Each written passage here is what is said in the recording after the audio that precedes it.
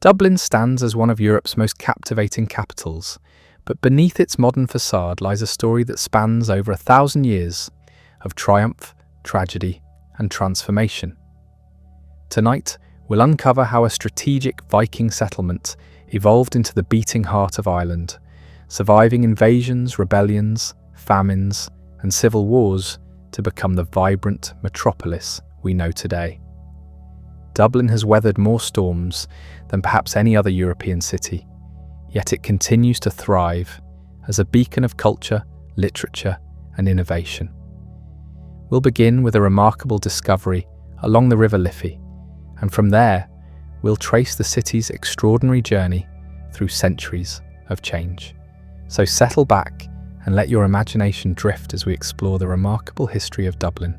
When you think of Dublin today, you might picture Temple Bar buzzing with tourists and locals, the iconic Halfpenny Bridge arcing over the Liffey, or perhaps the towering spire piercing the sky above O'Connell Street. This city feels alive with energy, a place where ancient cobblestones meet cutting-edge technology, where traditional pubs sit alongside modern galleries. Dublin has this unique ability to honour its past while embracing its future, creating an atmosphere that's both timeless and thoroughly contemporary. But if you could peel back the layers of history, you'd discover that Dublin's story begins long before the first Viking longship appeared on the horizon. The area around Dublin Bay has been home to human settlements for thousands of years, with archaeological evidence pointing to communities that thrived here during the Stone Age and Bronze Age. These early inhabitants chose this location for good reason. The River Liffey provided fresh water and a natural harbour, while the surrounding hills offered protections and fertile land for agriculture. However, Dublin, as we know it, truly began to take shape in the 9th century, and it all started with the arrival of some unexpected visitors. The Vikings, those seafaring warriors from Scandinavia, were sweeping across Europe in their distinctive longships, establishing trading posts and settlements wherever they found strategic advantage.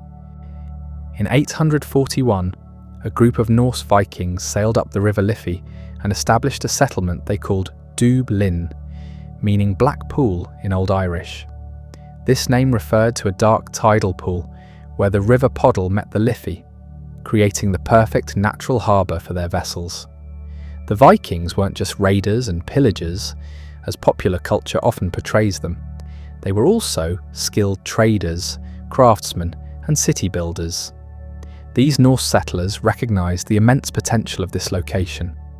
Dublin Bay offered easy access to the Irish Sea, connecting them to trade routes that stretched from Iceland to Constantinople. The River Liffey provided a pathway into the heart of Ireland, while the surrounding landscape offered resources and defensive advantages. Within just a few decades, Dubh Linn had transformed from a seasonal camp into a permanent settlement. The Vikings built wooden houses, established workshops for metalworking and pottery, and created Ireland's first proper urban centre. Archaeological excavations in the 20th century revealed the extent of this early Viking settlement, uncovering everything from jewellery and coins to everyday household items that paint a vivid picture of life in medieval Dublin. But the Vikings weren't the only inhabitants of this region. The area was already home to Gaelic Irish communities, and the relationship between these groups was complex and often violent. The native Irish had their own settlement nearby called Arth Cliath, which means ford of the hurdles, referring to a crossing point over the Liffey made of woven branches. This Irish settlement existed alongside the Viking town, creating a unique cultural mixing pot that would define Dublin's character for centuries to come. The early years of Viking Dublin were marked by constant warfare and political intrigue. The Norse settlers faced resistance from local Irish kings who saw them as invaders threatening their territory. At the same time, different Viking factions competed for control of the lucrative settlement.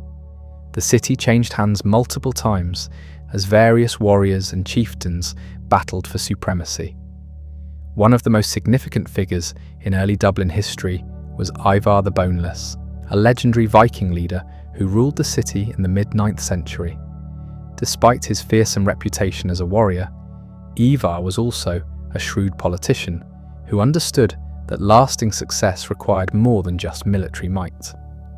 Under his leadership, Dublin began to establish itself not just as a fortress, but as a major trading hub that attracted merchants from across Europe. The Vikings introduced revolutionary changes to Irish society. Before their arrival, Ireland was largely rural, with most people living in scattered farmsteads and small villages. The concept of a true urban centre was foreign to the Irish, but Dublin represented something entirely new, a concentrated population engaged in specialised trades and crafts, connected to international markets and political networks. Trade was the lifeblood of Viking Dublin. The city's merchants dealt in everything from Irish slaves and cattle to Scandinavian amber and Byzantine silk. Dublin became a crucial link in the medieval economy, facilitating exchange between the Celtic world and the broader European trading network. The wealth generated by this commerce allowed the city to grow and prosper, attracting more settlers and expanding its influence throughout Ireland. The religious landscape of early Dublin was equally complex. The Vikings initially practiced their traditional Norse paganism, worshipping gods like Odin and Thor. However, they coexisted with Christian Irish communities, and over time, many Norse settlers converted to Christianity. This religious transformation wasn't immediate or uniform, but it gradually changed the character of the city. Churches began to appear alongside pagan temples, and Christian and Norse traditions started to blend in fascinating ways. By the 10th century, Dublin had become one of the most important cities in the Western European world. The settlement had expanded far beyond its original boundaries, with suburbs spreading along both sides of the Liffey. The population had grown to several thousand inhabitants, making it larger than most European cities of the time. Dublin's influence extended throughout Ireland and beyond, with its kings and merchants playing crucial roles in regional politics and international trade. The city's strategic importance made it a constant target for ambitious rulers. Irish high kings regularly attempted to capture Dublin, recognising that control of the city would give them dominance over much of Eastern Ireland. At the same time, rival Viking groups from other parts of Scandinavia and Britain sought to claim this valuable prize for themselves. These conflicts created a state of almost perpetual warfare that shaped Dublin's development for generations. One of the most dramatic episodes in early Dublin history occurred in 1014 at the Battle of Clontarf. This massive conflict pitted the Irish High King Brian Boru against a coalition of Dublin Vikings and their allies. The battle was fought just north of Dublin, and while Brian Boru emerged victorious, he was killed in the aftermath of the fighting.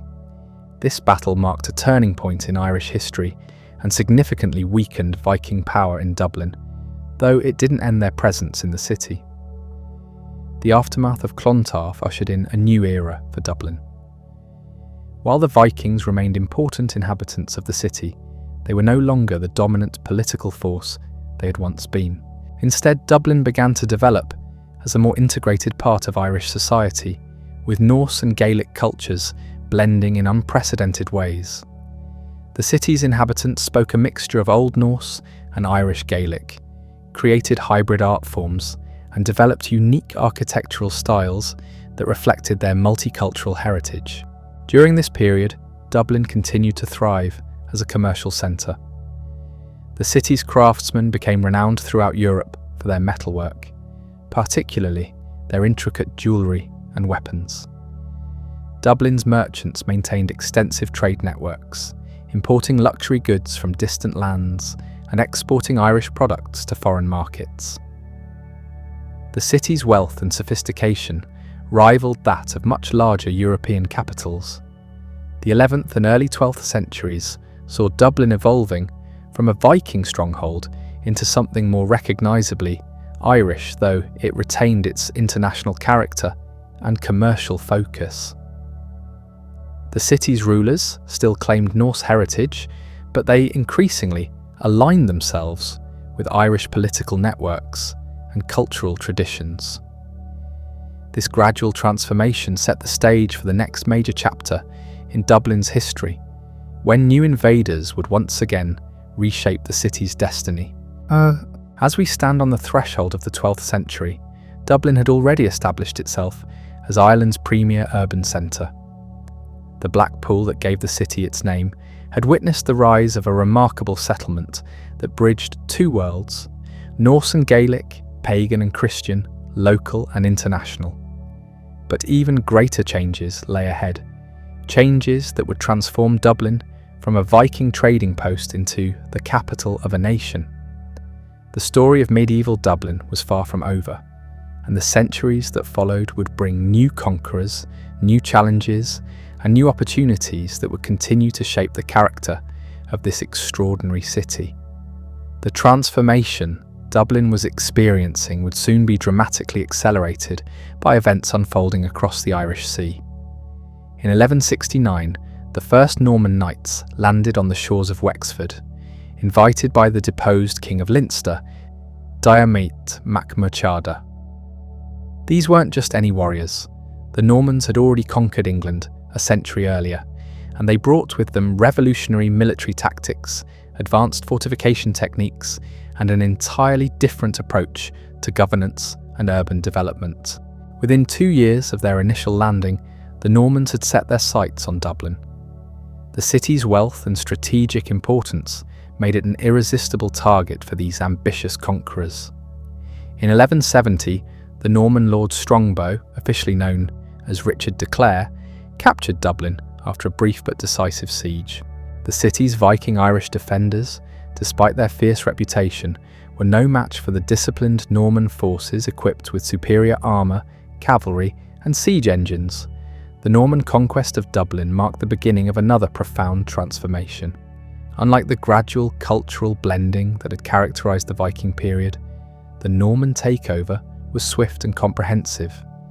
The new rulers immediately set about reshaping the city according to their own vision and needs. They understood that controlling Dublin meant controlling Ireland, and they were determined to make the city a worthy capital for their expanding territories. One of the most visible changes was architectural. The Normans were master builders who had perfected the art of stone construction during their conquests across Europe. They began replacing Dublin's wooden Viking structures with imposing stone buildings that would stand for centuries. The most significant of these projects was Dublin Castle, begun around 1204 on the orders of King John of England. This fortress would serve as the seat of English power in Ireland for over 700 years, its massive walls and towers dominating the city's skyline and serving as a constant reminder of foreign rule. The Normans also revolutionised Dublin's religious landscape. They brought with them a more organised and hierarchical form of Christianity than had previously existed in Ireland. Christchurch Cathedral, which had been established by the Viking king Sitric Silkbeard in the early 11th century, was completely rebuilt by the Normans in magnificent Gothic style. They also founded St. Patrick's Cathedral, creating two competing ecclesiastical centres that would define Dublin's religious geography for centuries to come. The economic impact of Norman rule was equally dramatic. The new rulers introduced continental European trading practices and established formal guilds to regulate crafts and commerce. Dublin's markets became more sophisticated and better organised, attracting merchants from across Europe. The city's position as a gateway between Ireland and the broader medieval world was strengthened by Norman administrative efficiency and international connections. However, this period of Norman dominance wasn't without its challenges and contradictions. While the conquerors initially maintained strict separation between themselves and the existing population, over time they began to adopt Irish customs and intermarry with local families. This process, known as becoming more Irish than the Irish themselves, gradually weakened Norman control and created a unique hybrid culture that was neither purely Norman nor entirely Gaelic. The 13th century saw Dublin reach new heights of prosperity and importance. The city's population swelled to perhaps 10,000 inhabitants, making it one of the largest urban centres in the British Isles.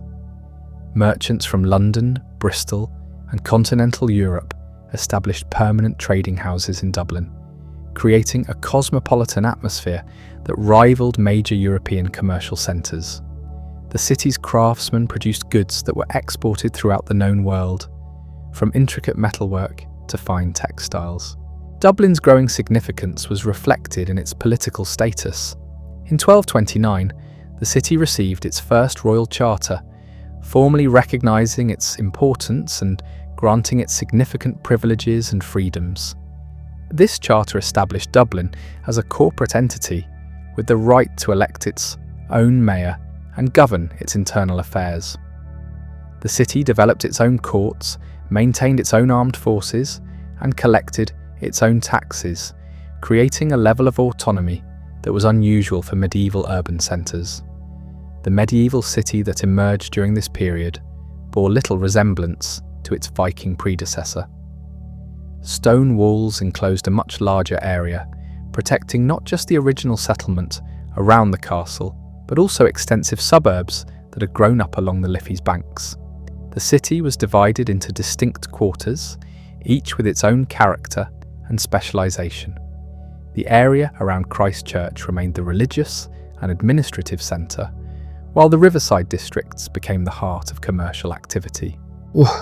Dublin streets during this medieval period would have been an assault on the senses. The narrow lanes between tall stone and timber buildings echoed with the sounds of craftsmen at work, merchants haggling over prices, and carts rumbling over cobblestones. The air was filled with the mingled aromas of brewing ale, baking bread, leatherworking, and the less pleasant odours of open sewers and animal waste. Despite these sanitary challenges, medieval Dublin was a vibrant and dynamic place, where different cultures, languages, and traditions continued to blend and evolve. The city's intellectual and cultural life flourished during this period. Dublin became a centre of learning, attracting scholars from across Europe who came to study at its schools and monasteries.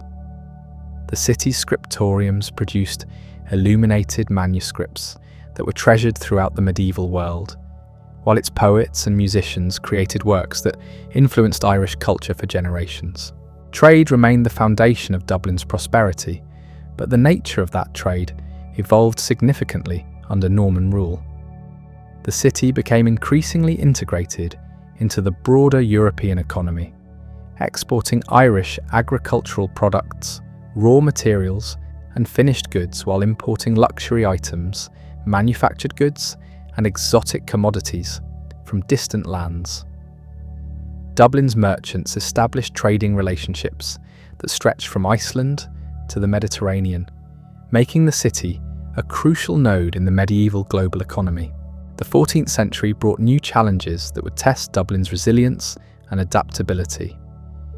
The Black Death arrived in the city in 1348, carried by ships from continental Europe. The plague devastated Dublin's population, killing an estimated 1/3 of the inhabitants within just 2 years. Entire neighbourhoods were abandoned, trade networks collapsed, and the city's growth stagnated for decades.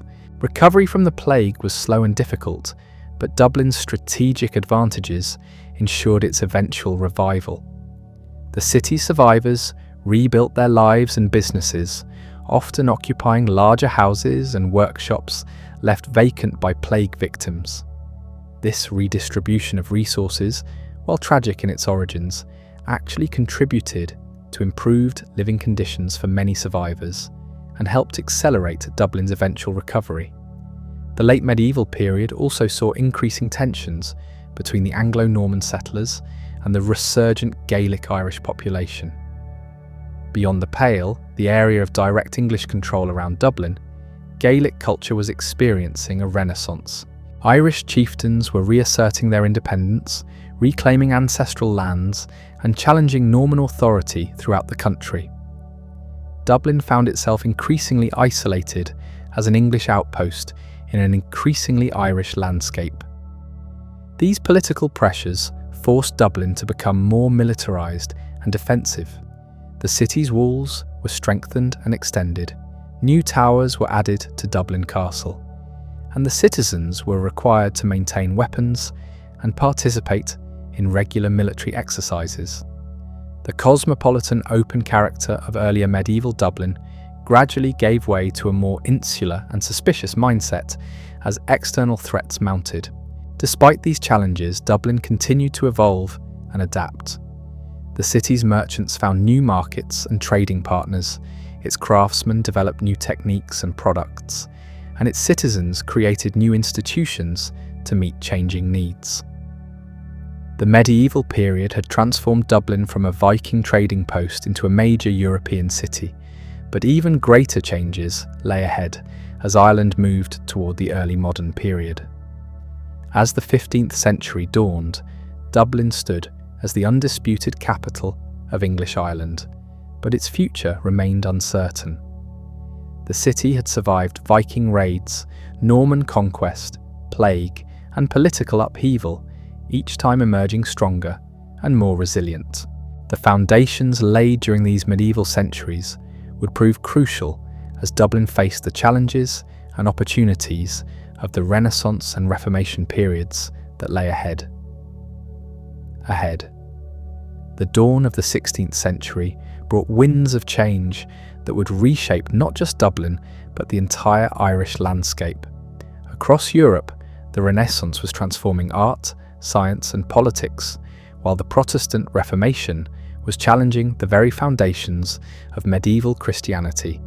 These revolutionary movements would soon reach Dublin's shores, carried by merchants, scholars, and most significantly, by royal decree from the Tudor court in London. King Henry VIII's break with Rome in the 1530s sent shockwaves throughout his dominions, and Dublin felt the tremors immediately.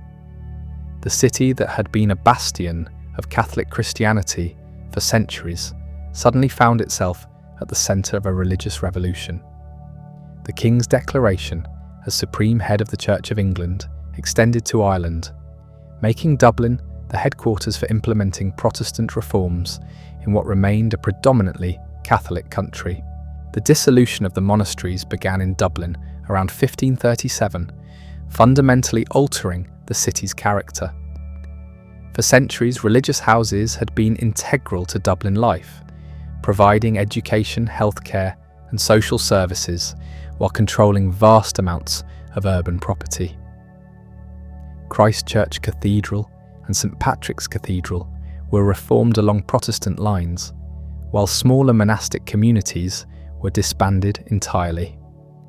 The lands and buildings once owned by these religious institutions were redistributed to loyal Protestant settlers and government officials, creating a new class of urban landowners. This religious transformation wasn't merely theological, it was intensely practical and often violent. Dublin's population found itself divided between those who embraced the new Protestant faith and those who clung to traditional Catholic practices.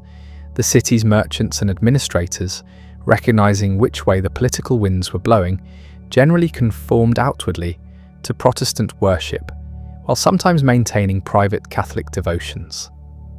This religious complexity would define Dublin for generations to come.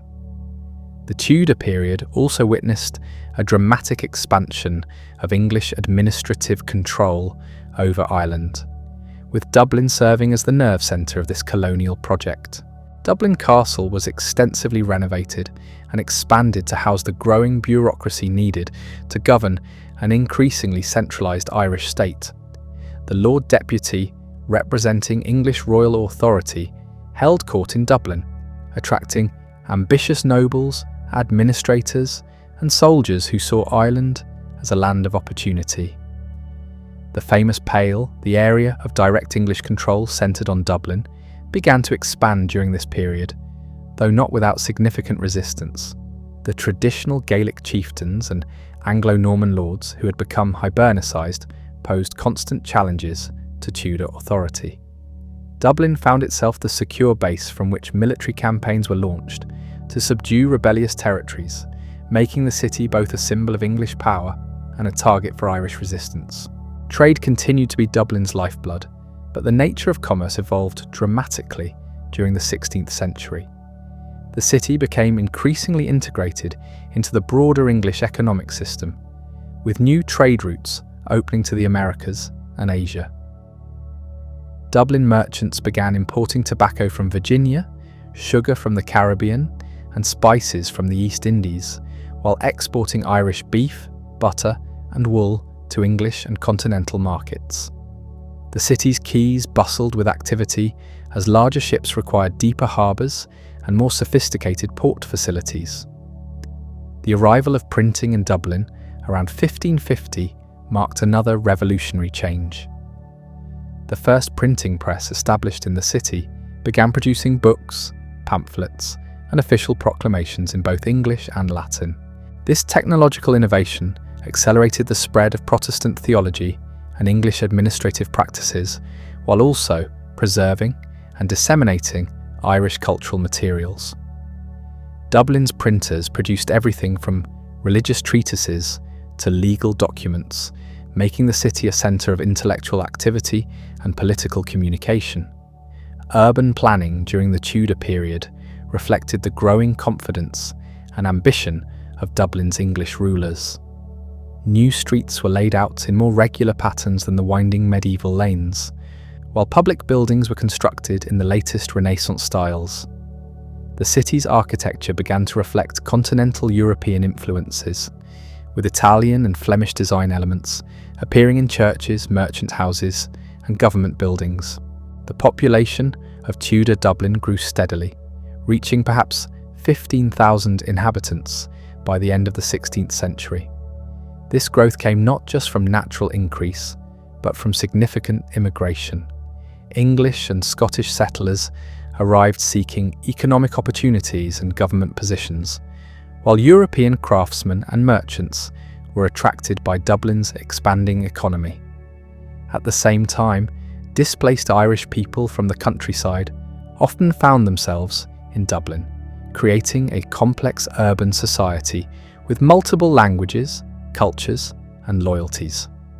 The 9 Years' War, which raged from 1594 to 1603, brought the realities of conquest and resistance directly to Dublin's doorstep.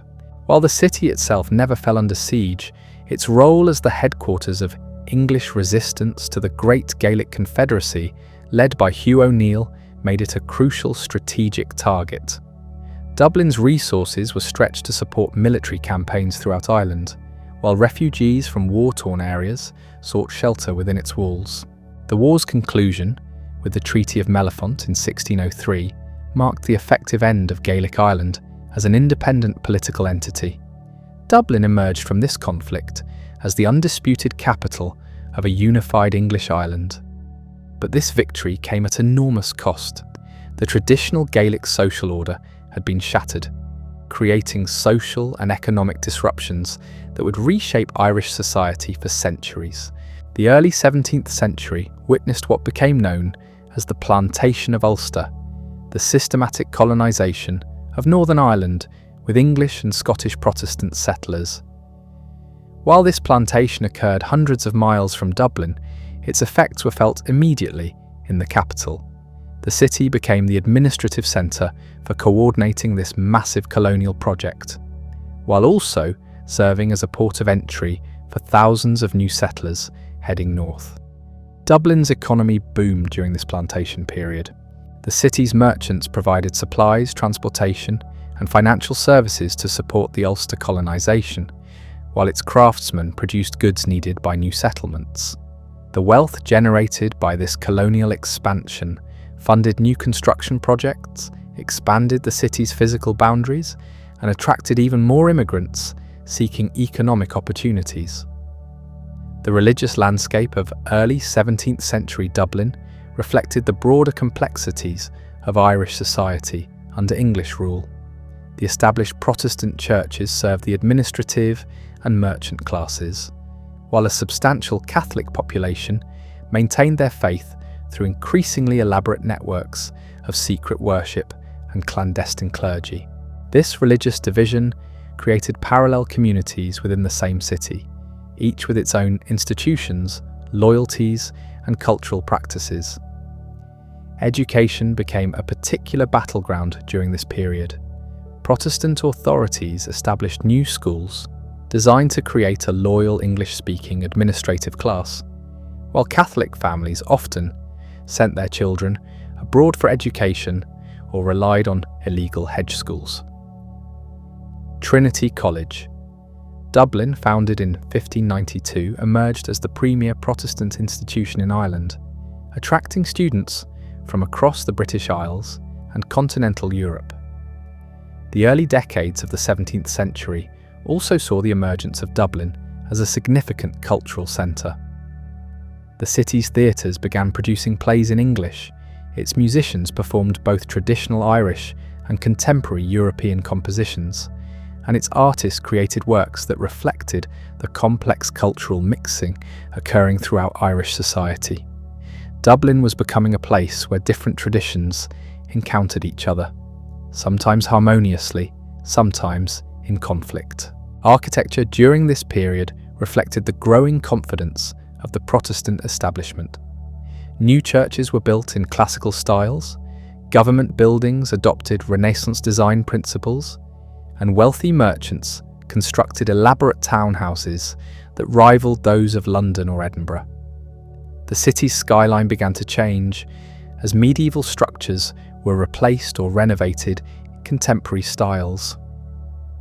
The outbreak of civil war in England during the 1640s created new opportunities and challenges for Dublin. As the centre of royalist authority in Ireland, the city found itself defending King Charles I against both English parliamentarians and Irish Catholic rebels. This period of conflict, known in Ireland as the Confederate Wars, lasted over a decade and profoundly shaped Dublin's subsequent development. During these tumultuous years, Dublin served as a refuge for royalist supporters fleeing England and Scotland, while also coordinating military resistance to parliamentary forces. The city's strategic importance made it a primary target for Oliver Cromwell's Irish campaign, which began in 1649 with devastating consequences for Ireland as a whole. Cromwell's conquest of Ireland marked another turning point in Dublin's history. The city surrendered without a siege, sparing it the destruction visited upon other Irish towns, but the social and economic consequences were profound. Catholic landowners throughout Ireland were dispossessed, their properties redistributed to Protestant settlers and Cromwellian soldiers. Dublin became the administrative centre for this massive land redistribution, further cementing its role as the capital of Protestant Ireland. As the 1650s progressed, Dublin emerged from the wars of the mid-17th century as a fundamentally transformed city. The medieval Catholic town that had evolved gradually over centuries had given way to a Protestant colonial capital, secure in its dominance but surrounded by a resentful and dispossessed population. The stage was set for the next great chapter in Dublin's story, one that would see the city reach new heights of architectural grandeur and cultural achievement while remaining the symbol of foreign rule in Ireland. The foundations laid during these centuries of conquest and colonisation would prove remarkably durable. Dublin had become not just Ireland's largest city, but its political, economic, and cultural centre. Yet beneath this apparent success lay tensions and contradictions that would continue to shape the city's destiny for generations to come. The restoration of the monarchy in 1660 brought King Charles II to the throne, and with him came new possibilities for Dublin's development. The city that had weathered the storms of civil war and Cromwellian rule now found itself poised for an extraordinary period of growth and transformation. Charles II, grateful for Irish support during his exile, showed particular favour to Dublin, granting the city new privileges and encouraging investment in its infrastructure. The late 17th century witnessed what many consider Dublin's first golden age of architecture and urban planning. The wealthy Protestant elite, secure in their position and eager to display their prosperity, began constructing magnificent townhouses and public buildings that would define the city's character for centuries. The narrow medieval streets that had characterised Dublin for so long began giving way to broader thoroughfares designed to accommodate the growing traffic of coaches, merchants and pedestrians. One of the most significant developments during this period was the creation of St. Stephen's Green as a formal public space. What had been common grazing land was transformed into an elegant square, surrounded by fashionable residences. This project represented a new vision of urban living, one that emphasised order, beauty, and social distinction. The Green became a gathering place for Dublin's elite, a stage upon which the city's social hierarchies were displayed and reinforced. The Liffey Quays underwent dramatic expansion during these decades.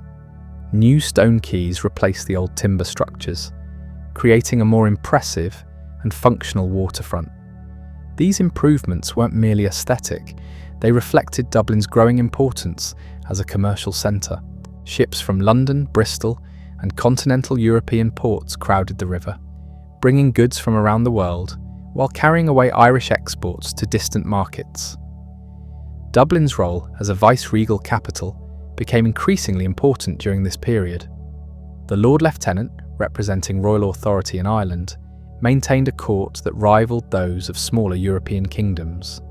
This vice-regal court attracted ambitious nobles, talented artists, and skilled craftsmen from across Europe, creating a cosmopolitan atmosphere that distinguished Dublin from other provincial cities within the British Empire. The city's social calendar evolved to match its elevated status. Elaborate balls, theatrical performances, and musical concerts became regular features of Dublin life, at least for the privileged Protestant minority.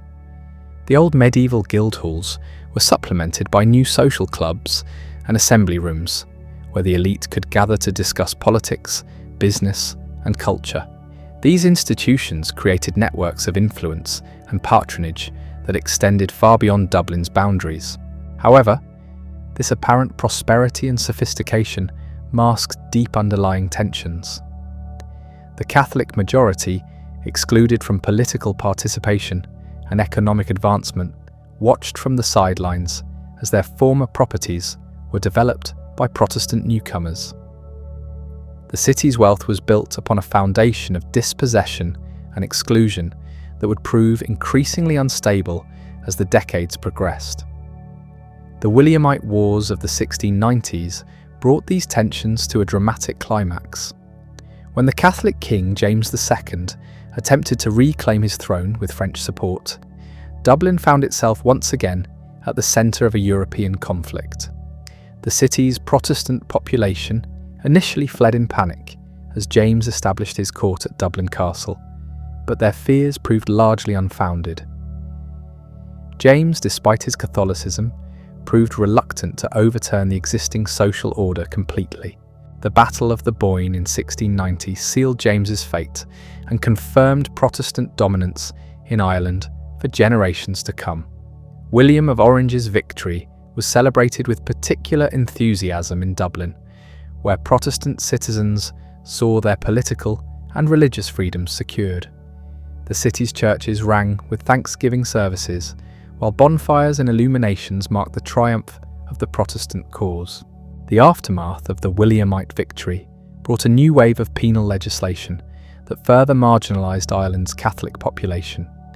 These laws, enforced from Dublin Castle, excluded Catholics from Parliament, the legal profession, and land ownership, while restricting their educational and religious activities. Dublin became the administrative centre for implementing this comprehensive system of religious discrimination, further cementing its reputation as the capital of Protestant Ireland. The early 18th century saw Dublin entering perhaps its most magnificent period of development. The city's Protestant elite, secure in their political dominance and enriched by Ireland's growing agricultural exports, invested heavily in urban improvement. Grand squares and elegant streets began to appear throughout the city, transforming Dublin into one of Europe's most beautiful capitals. Trinity College expanded dramatically during this period, adding new buildings and attracting students from across the Protestant world. The college's library, begun in 1712, would eventually house one of Europe's finest collections of books and manuscripts. Trinity became not just an educational institution, but a symbol of Protestant learning and culture, its graduates filling important positions throughout the British Empire. The Wide Streets Commission, established in 1757, represented the most ambitious urban planning project in Dublin's history. This body was granted extraordinary powers to demolish existing structures and create new streets and squares according to the latest principles of Georgian design. The Commission's work transformed medieval Dublin into a neoclassical masterpiece, creating the architectural framework that still defines the city centre today. Sackville Street, now known as O'Connell Street, emerged as the Commission's crowning achievement. This magnificent boulevard, wider than the Champs-Élysées, stretched from the Liffey to the Rotunda Hospital, lined with elegant townhouses and important public buildings. The street's creation required the demolition of hundreds of older structures, displacing thousands of residents and fundamentally altering Dublin's social geography. The Georgian squares that appeared throughout Dublin during this period represented the height of 18th century urban design. Merrion Square, Fitzwilliam Square, and Mountjoy Square each displayed the elegant proportions and refined details that characterized the best Georgian architecture. These squares weren't just residential areas, they were statements of cultural sophistication and social order that proclaimed Dublin's status as a major European capital. Dublin's economy during the Georgian period was increasingly dominated by the needs and preferences of the landed gentry. The city served as the winter residence for Ireland's great landowners who came to town for the social season that coincided with Parliament sessions. This seasonal migration brought enormous wealth into Dublin, funding the construction of magnificent townhouses and supporting a thriving luxury trade. The Irish Parliament House, completed in 1739, stood as perhaps the most impressive symbol of Dublin's importance during this period. This magnificent building, designed by Edward Lovett Pearce, housed what was arguably the most beautiful legislative chamber in Europe. The Parliament's powers were limited by English oversight, but its very existence gave Dublin a political significance that few other cities in the British Empire could claim. Cultural life flourished in Georgian Dublin as never before. The city's theatres attracted the finest actors from London and the continent, while its concert halls featured the works of leading composers. Dublin's publishers produced books and pamphlets that circulated throughout the English-speaking world, making the city an important centre of intellectual discourse and political debate. The founding of the Dublin Society in 1731, later the Royal Dublin Society, reflected the city's growing intellectual ambitions. This organisation promoted agricultural improvement, industrial development, and scientific research, establishing museums, libraries, and educational institutions that enhanced Dublin's reputation as a centre of learning. The Society's activities attracted international attention and helped establish Dublin's credentials as more than just a provincial capital. However, the apparent prosperity and cultural achievements of Georgian Dublin concealed growing economic and social problems. The city's wealth remained concentrated in the hands of a small Protestant elite, while the Catholic majority lived in increasingly crowded and unsanitary conditions. The magnificent Georgian squares contrasted sharply with the overcrowded tenements where most Dubliners actually lived. The American Revolution of the 1770s and 1780s created new opportunities and challenges for Dublin's development. Ireland's exclusion from a direct trade with the American colonies had long been a source of economic grievance, but the disruption of established trading patterns during the war opened new possibilities for Irish merchants. Dublin's merchants began developing direct trading relationships with European and Mediterranean markets, reducing their dependence on English intermediaries. The volunteer movement that emerged during the American War brought political excitement to Dublin streets for the first time in generations. These armed citizen soldiers, ostensibly formed to defend Ireland against French invasion, quickly became vehicles for expressing political grievances against English rule. Dublin's volunteers were particularly impressive, staging elaborate parades and demonstrations that drew huge crowds and international attention. The political crisis of the 1780s culminated in the achievement of legislative independence for the Irish Parliament in 1782. This constitutional revolution, known as Grattan's Parliament after its leading advocate Henry Grattan, seemed to promise a new era of Irish autonomy under Protestant leadership. Dublin celebrated this achievement with unprecedented enthusiasm as citizens recognised that their city had become the capital of what appeared to be an independent kingdom. The period of legislative independence from 1782 to 1800 represented the height of Dublin's political importance. The Irish Parliament, freed from many English restrictions, embarked on an ambitious programme of economic and social reform. New canals were built to connect Dublin with the interior, the city's port facilities were expanded and modernised, and efforts were made to encourage manufacturing and industry. Dublin's social life reached new heights of elegance during these years of independence. The vice-regal court became increasingly elaborate, while the parliamentary season brought hundreds of wealthy landowners to the city. Dublin Castle's state apartments hosted balls and receptions that rivaled those of European royal courts, while the city's theatres, concert halls and assembly rooms provided entertainment for the fashionable elite. The establishment of the Bank of Ireland in 1783 reflected Dublin's growing financial sophistication. This institution, housed in a magnificent building on College Green, provided credit and investment services that facilitated Ireland's economic development. The bank's success demonstrated that Dublin had developed the expertise and capital necessary to support large-scale commercial enterprises independently of London financial markets. Yet beneath this surface prosperity, Dublin was experiencing growing pains that would soon challenge its stability and prosperity. The city's population was expanding rapidly, straining housing and sanitation systems that had been designed for a much smaller community. The contrast between the elegant Georgian terraces and the overcrowded tenements was becoming increasingly stark and socially divisive. The Catholic population, despite their continued political exclusion, was becoming more assertive in demanding civil rights and economic opportunities.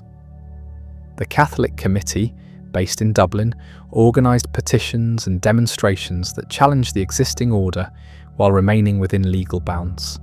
These activities created new tensions within Dublin society and raised questions about the sustainability of Protestant political monopoly. The French Revolution of 1789 sent shockwaves throughout Europe, and Dublin felt the impact immediately. The city's coffeehouses and taverns buzzed with discussions of events in Paris, while radical pamphlets circulated among artisans and professionals who saw parallels between French grievances and Irish complaints. The revolution's democratic ideals proved particularly attractive to Dublin's excluded Catholic population and to Protestant radicals who believed that Ireland's constitutional settlement remained incomplete. As the 18th century drew to a close, Dublin stood at the height of its architectural and cultural achievement. The city that had emerged from medieval obscurity had become one of Europe's most beautiful capitals, a centre of learning and political debate that commanded international respect. Yet the foundations of this Georgian splendour were already showing signs of strain, and the revolutionary upheavals that would soon engulf Europe would test Dublin's stability and transform its destiny once again. The stage was set for the most dramatic period in Dublin's long history, a time when the city would witness revolution, rebellion, and ultimately the loss of its cherished political independence. The beautiful Georgian streets that symbolised Dublin's golden age would soon echo with the sounds of marching soldiers and revolutionary songs as the city faced challenges that would reshape its identity and determine its future role in a rapidly changing world. Changing world.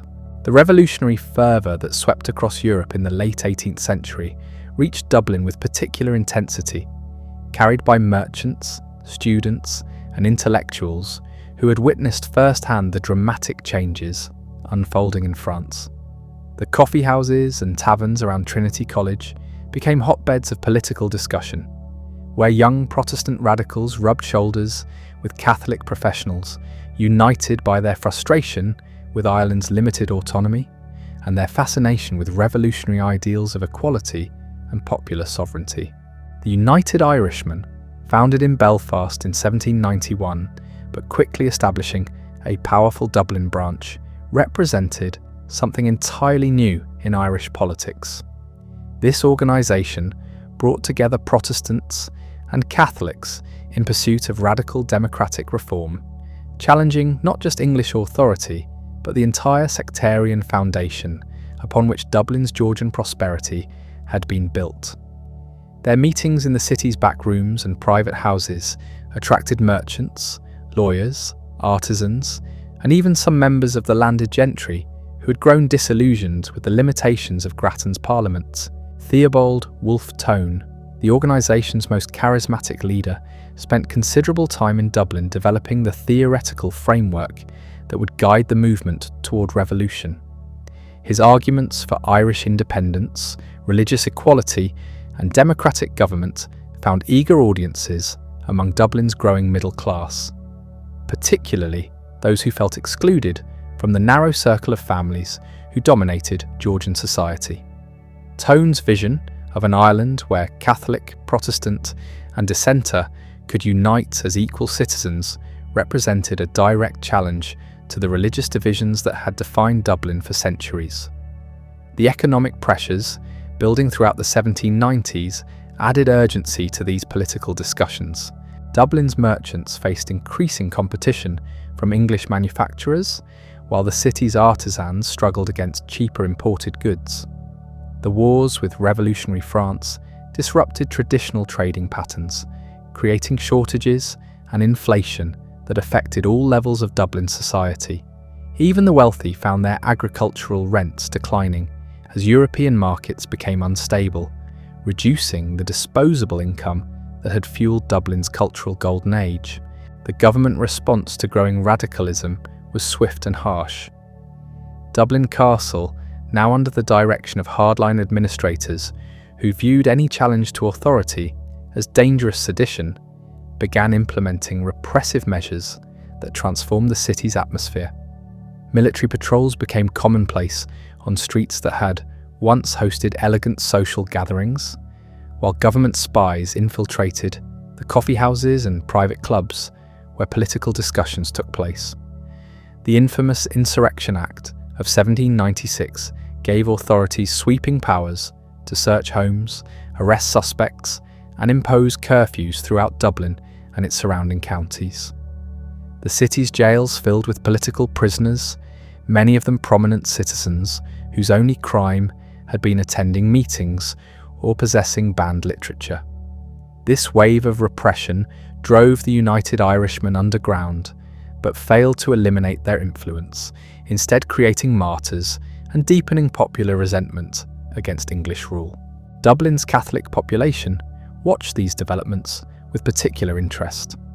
The penal laws that had excluded them from political participation for over a century were gradually being relaxed, but progress remained frustratingly slow. The Catholic Committee, now based permanently in Dublin, organised increasingly bold campaigns for full civil rights, arguing that their loyalty to the crown deserved recognition in the form of political equality. Their activities brought thousands of Catholics into political activism for the first time, fundamentally altering the city's social dynamics. The failed French landing at Bantry Bay in December 1796 sent shockwaves through Dublin's Protestant establishment. The realisation that revolutionary France was prepared to support Irish independence with military force transformed political discussions from theoretical debates into immediate practical concerns. Many moderate Protestants who had supported parliamentary reform suddenly found themselves reconsidering their positions as the possibility of actual revolution became real. The yeomanry corps established throughout Dublin and its environs represented the Protestant community's response to these growing threats. These volunteer military units, drawn primarily from the merchant and professional classes, were designed to maintain order and defend property against both French invasion and internal rebellion. Their frequent drilling in Dublin's parks and squares served as visible reminders of the tensions building beneath the city's elegant Georgian facade. The military preparations were not merely precautionary. Intelligence reports reaching Dublin Castle indicated that the United Irishmen were planning a coordinated uprising throughout Ireland, with Dublin serving as the crucial centre of operations. The city's strategic importance as the seat of government, the location of major military installations, and the centre of communications made it the key to any successful revolution. Controlled Dublin, and the rest of Ireland would follow. The social fabric of Georgian Dublin began showing serious strain as these political pressures intensified. Families found themselves divided along political lines, with sons embracing radical ideas that horrified their conservative fathers. The elegant dinner parties and assembly room gatherings that had defined polite society became increasingly awkward as political differences made normal social interaction difficult. Some of the city's most prominent families quietly left for their country estates, or even emigrated to England, sensing that their world was about to change dramatically. The economic disruption caused by political uncertainty affected every aspect of Dublin life. Construction projects that had been transforming the city for decades slowed or stopped entirely as investors became nervous about the future. The luxury trades that had flourished during the parliamentary season contracted sharply as wealthy customers reduced their spending or left the city entirely. Even the theatres and concert halls that had made Dublin a cultural capital struggled to attract audiences and performers. Despite these mounting pressures, Dublin's intellectual life continued to flourish in new and unexpected ways. The political crisis stimulated a remarkable outpouring of pamphlets, newspapers and books that debated every aspect of Ireland's future. The city's printers worked overtime, producing materials for all sides of the political spectrum, from loyalist proclamations to revolutionary manifestos. This explosion of political literature made Dublin one of Europe's most important centres of political discourse, attracting attention from intellectuals and revolutionaries throughout the continent. The establishment of the Press newspaper in 1797 marked a particular milestone in Dublin's journalistic development. This publication, closely associated with the United Irishmen, provided a platform for radical ideas while maintaining the pretense of legal political commentary. Its offices on the city's north side became informal gathering places for Dublin's political radicals, while its circulation throughout Ireland helped coordinate opposition activities across the country. The countdown to revolution accelerated dramatically in early 1798, as French promises of military support encouraged united Irish leaders to set a date for their uprising. Dublin was to be the focal point of the rebellion, with carefully coordinated attacks on Dublin Castle, the artillery barracks, and other key government installations planned for late May. The city's radicals worked feverishly to prepare weapons, recruit supporters, and coordinate with rural organisations that would launch simultaneous uprisings throughout the country. However, the government's intelligence network proved more effective than the conspirators realised. A series of arrests in March 1798 captured most of the United Irishmen's Dublin leadership, including several members of the Leinster Directory who'd been coordinating the planned uprising. The discovery of arms caches throughout the city and the capture of detailed plans for the rebellion convinced authorities that immediate action was necessary to prevent a catastrophe. Lord Camden's proclamation of martial law in May 1798 transformed Dublin into an armed camp virtually overnight. Military patrols occupied every major intersection, while house-to-house searches uncovered weapons and arrested suspected rebels throughout the city. The elegant Georgian streets that had symbolised Dublin's civilised prosperity now echoed with the tramp of soldiers' boots and the rumble of artillery pieces being moved to defensive positions. The rebellion that finally erupted in late May 1798 largely bypassed Dublin itself, as the arrest of key leaders and the heavy military presence made coordinated action impossible. However, the surrounding counties witnessed some of the bloodiest fighting in Irish history, and Dublin served as the nerve centre for government efforts to suppress the uprising. Refugees streamed into the city from the surrounding countryside, bringing horrific accounts of massacre and destruction that shattered any remaining illusions about the civilised nature of the conflict. The aftermath of the 1798 rebellion brought fundamental changes to Dublin's political landscape. The Irish Parliament that had seemed so important just months earlier now appeared powerless in the face of military government and direct rule from London. The beautiful Parliament House on College Green continued to host debates and votes, but everyone understood that real decisions were being made in the military headquarters at Dublin Castle or in the cabinet rooms of Downing Street. William Pitt's proposal for legislative union between Ireland and Great Britain gained momentum as both governments struggled to find a permanent solution to Irish unrest. The idea of incorporating Ireland directly into the United Kingdom, with Dublin's Parliament dissolved and Irish representation transferred to Westminster, had once seemed unthinkable to the Protestant elite who had built their careers on Irish legislative independence. Now, faced with the spectre of Catholic revolution and social upheaval, many began to see union as the only guarantee of their continued security. The debate over union dominated Dublin political life for the next 2 years, dividing the Protestant establishment in ways that had seemed impossible during the confident days of Grattan's Parliament. Government supporters argued that union would provide security, prosperity, and full integration into the British Empire, while opponents insisted that Ireland's distinctive character and interests required continued legislative independence. The coffee houses and clubs that had once buzzed with revolutionary talk now witnessed equally passionate debates about constitutional arrangements and imperial relationships. Dublin Castle deployed enormous resources to ensure union's passage, offering peerages, pensions, and government positions to wavering members of Parliament, while threatening commercial and social ostracism for those who continued their opposition. The corruption was blatant and systematic, transforming the Irish Parliament's final sessions into a marketplace where votes were bought and sold with unprecedented openness. The very institution that had symbolised Irish political maturity revealed itself as thoroughly venal and dependent. The final vote on union in 1800 took place in a Parliament House surrounded by military guards and filled with members who had been bought, threatened, or convinced that their political survival depended on supporting the government.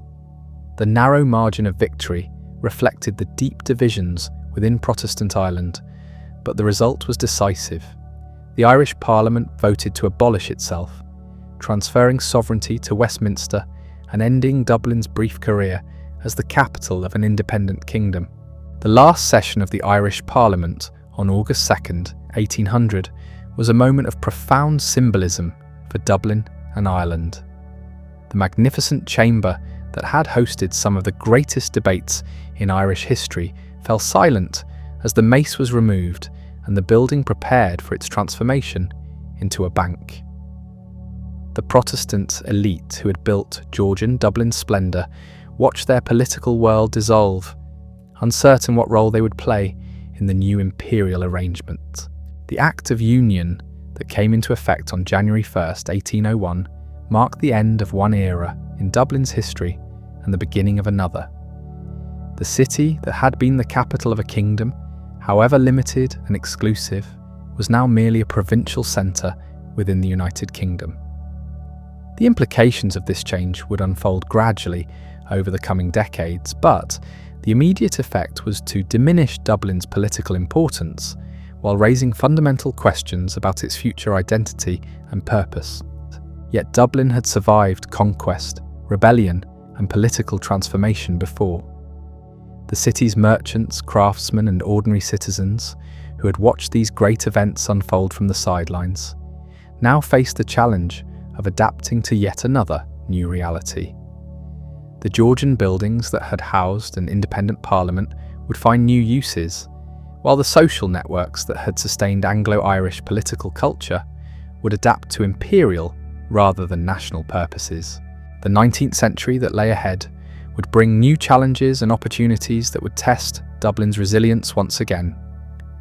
Catholic emancipation, industrial development, population growth, and eventually nationalist resurgence would all leave their marks on the city that had already witnessed so many transformations.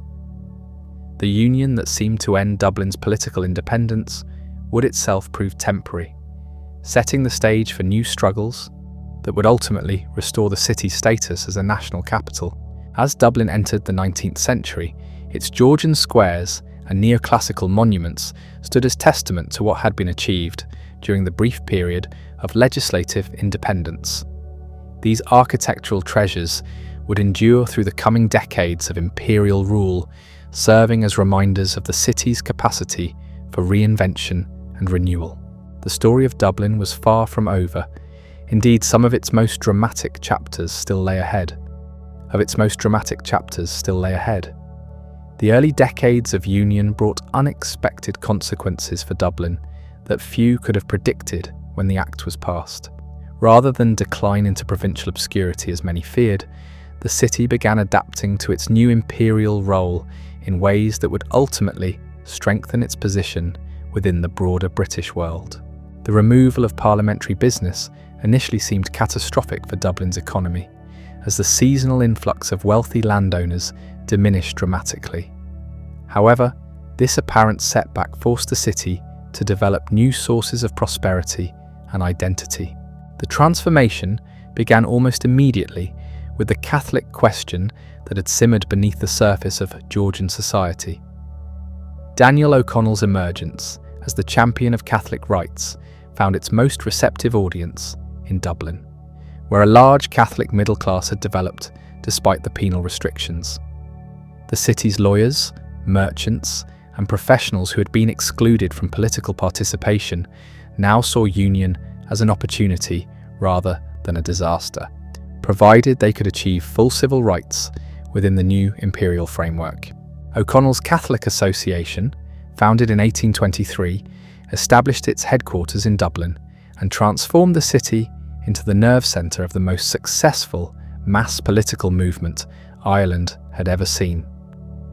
The penny-a-month membership scheme brought together Catholics from across the social spectrum, creating an unprecedented coalition that transcended traditional class divisions. Dublin's churches became recruiting grounds, while its meeting halls hosted rallies that attracted thousands of participants from throughout Leinster and beyond. The campaign for Catholic emancipation gave Dublin a new kind of political importance, different from its previous role as a parliamentary capital, but no less significant. The city became the stage for massive demonstrations that caught the attention of observers throughout Europe and America. When O'Connell was elected to Parliament for Clare in 1828, while still legally barred from taking his seat, Dublin celebrated with processions and illuminations that rivaled anything from the Georgian era. The passage of Catholic emancipation in 1829 marked a watershed moment in Dublin's development. For the first time since the Reformation, Catholics could participate fully in the city's professional and political life. The legal barriers that had confined talented individuals to subordinate roles suddenly disappeared, releasing enormous energy and ambition that had been suppressed for generations. Dublin's medical schools, legal societies, and commercial organisations began admitting Catholics, fundamentally altering the city's social dynamics. The architectural legacy of this period reflected Dublin's changing character. While no new Georgian squares were built, existing buildings found new purposes as Catholic institutions established themselves openly for the first time. The Pro-Cathedral, begun in 1815 on Marlborough Street, provided Dublin's Catholics with a magnificent church that could rival the Protestant cathedrals in grandeur and significance. Its classical facade and impressive interior demonstrated that Catholic Dublin was ready to claim its place in the city's public life. The 1830s brought industrial development that began transforming Dublin's economic base away from its traditional dependence on seasonal aristocratic residents. The Grand Canal, completed earlier, now carried not just agricultural produce, but also raw materials for manufacturing enterprises that were establishing themselves around the city's periphery. Textile mills, distilleries, and metalworking shops created employment for Dublin's growing population while reducing dependence on English imports. The railway age arrived in Dublin with particular drama as competing companies sought to establish the city as the hub of Ireland's emerging transportation network.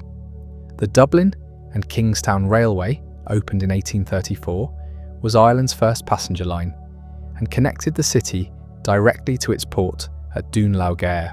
The atmospheric railway system used on this line briefly made Dublin a centre of international attention as engineers from across Europe came to study this innovative technology.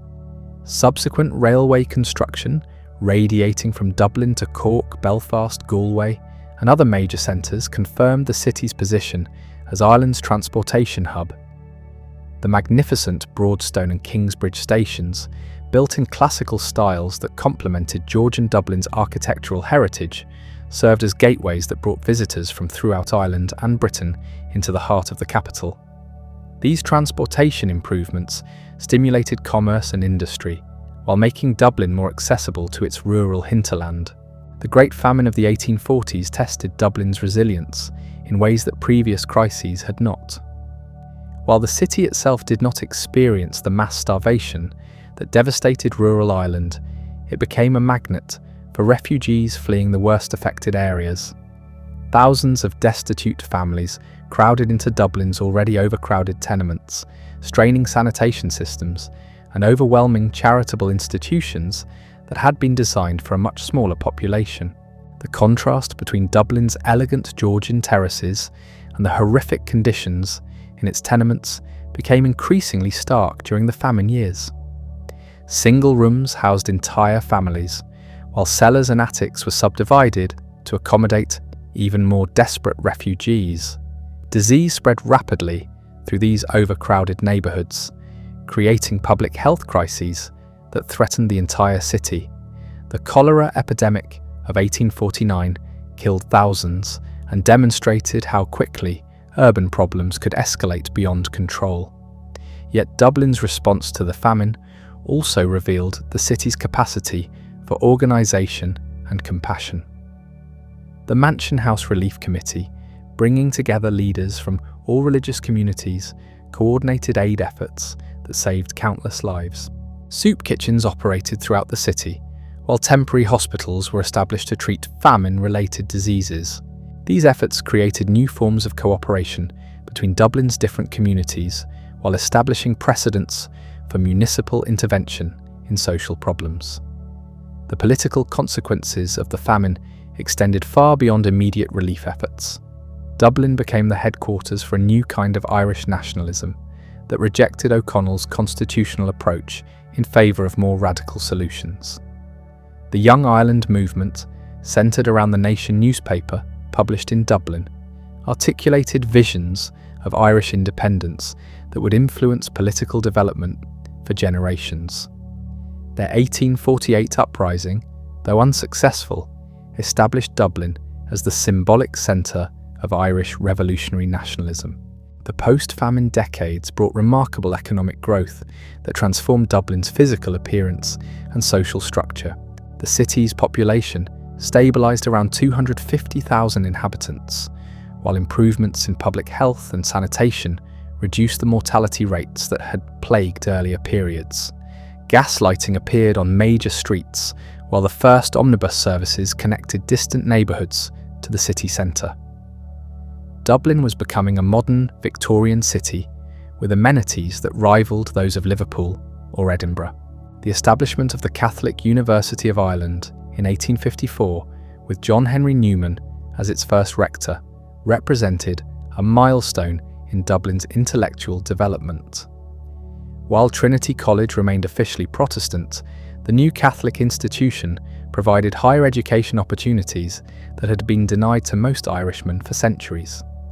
The university attracted students from throughout Ireland and the Catholic diaspora, establishing Dublin as a centre of Catholic intellectual life within the English-speaking world. Dublin's cultural renaissance during this period reflected the city's growing confidence and prosperity. The Theatre Royal and other venues attracted performers from London's West End, while local companies produced works by emerging Irish playwrights. The city's publishers produced books and periodicals that circulated throughout the Irish diaspora, helping maintain connections between Dublin and Irish communities in America, Australia, and other parts of the British Empire. The construction of the National Gallery in 1864 and the expansion of the National Museum demonstrated Dublin's commitment to preserving and displaying Ireland's cultural heritage. These institutions, funded by both government grants and private donations, established Dublin as the repository of Irish art and artefacts while attracting visitors from around the world. The city was developing cultural institutions that befitted a national capital, even if political independence remained a distant aspiration. The Fenian movement of the 1860s brought revolutionary politics back to Dublin streets in ways that echoed the united Irishmen of the previous century. The Irish Republican Brotherhood, founded in Dublin in 1858, attracted support from across the social spectrum, including many who had prospered under the Union but remained committed to Irish independence. Their network extended throughout the Irish diaspora, making Dublin the centre of an international conspiracy that alarmed British authorities. The failed Fenian uprising of 1867 had limited impact in Dublin itself, but the trials and executions that followed created new martyrs for the nationalist cause. The funeral of Terence Bellew McManus, whose body was returned from America for burial in Glasnevin Cemetery, attracted massive crowds that demonstrated the depth of nationalist sentiment in the capital. These events established precedents for the political funerals that would become a distinctive feature of Dublin nationalism. The Home Rule movement that emerged in the 1870s under Isaac Butt's leadership found its natural headquarters in Dublin.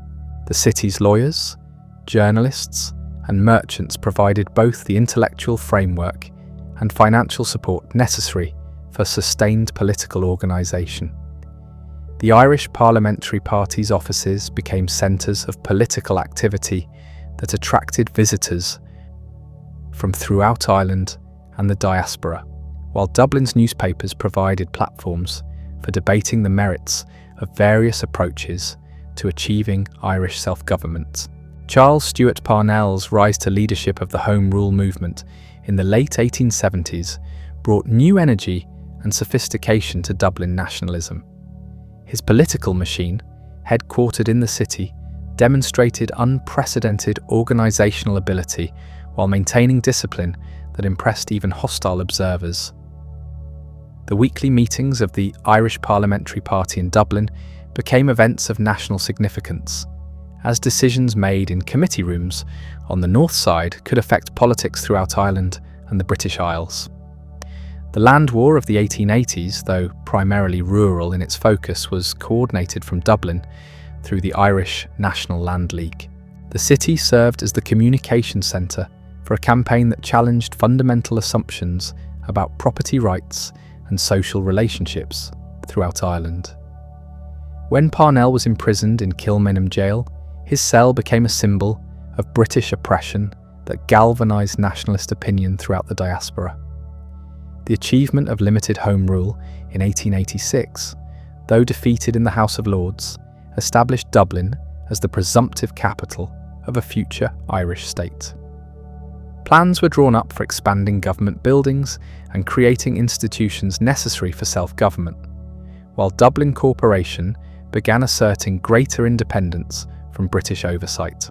The city was preparing for responsibilities that had been denied since the Act of Union, developing expertise and confidence that would prove crucial in subsequent decades. The cultural revival that began in the 1880s and accelerated through the following decades gave Dublin a new kind of international prominence. The Gaelic Athletic Association, founded in 1884, established its headquarters in the city while promoting Irish sports and cultural traditions throughout the country. Croke Park became a symbol of Irish cultural independence, hosting events that attracted participants and spectators from throughout the Gaelic world. The Gaelic League, founded in 1893, made Dublin the centre of efforts to revive the Irish language and preserve traditional culture. Douglas Hyde's inaugural lecture at the National Library launched a movement that would transform Irish intellectual life, while creating new forms of cultural nationalism that transcended religious divisions. The League's branches throughout Dublin provided venues for learning Irish language and literature, music and dancing, creating communities united by cultural rather than purely political goals. The Abbey Theatre, founded in 1904, established Dublin as the capital of Irish dramatic literature. The plays of W.B. Yeats, J.M. Synge, and Sean O'Casey attracted international attention while exploring themes of Irish identity and social change.